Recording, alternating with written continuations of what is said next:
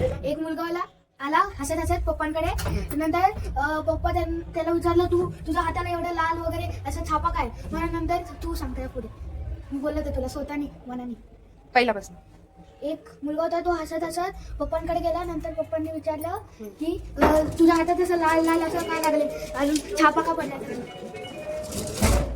कारण सांगायचं मला नाही येत आहे, तूच सांग. सांगू? तो मुलगा हसत हसत कायला सांगू? मी फक्त तुला सांगितलं होतं की तो रडलाय, हा. एवढंच तो, बोलले मला. मम्मीने त्याला मारलं होतं, अजून बोललं होतं तू अजून रडल्यावर अजून मारेल म्हणून तो हसत हसत आला.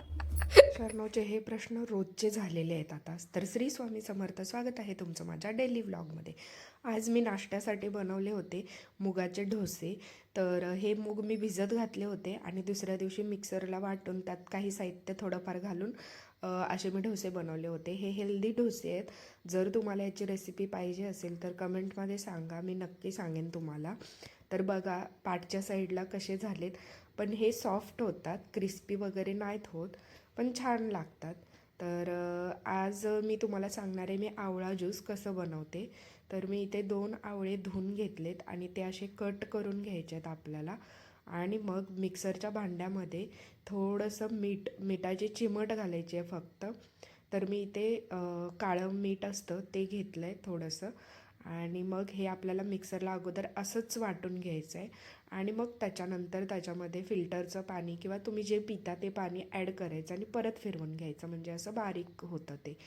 नंतर हे गाळून घ्यायचं आहे आपल्याला एखाद्या ग्लासमध्ये. आणि मग ते पूर्ण स्क्वीज वगैरे करून घ्यायचं. आणि मग हे आठवड्यातून म्हणजे मी 1 दिवस आड किंवा 2 दिवस आड असे 2 आवळे म्हणजे त्यांचा ज्यूस करते आणि ते घेते.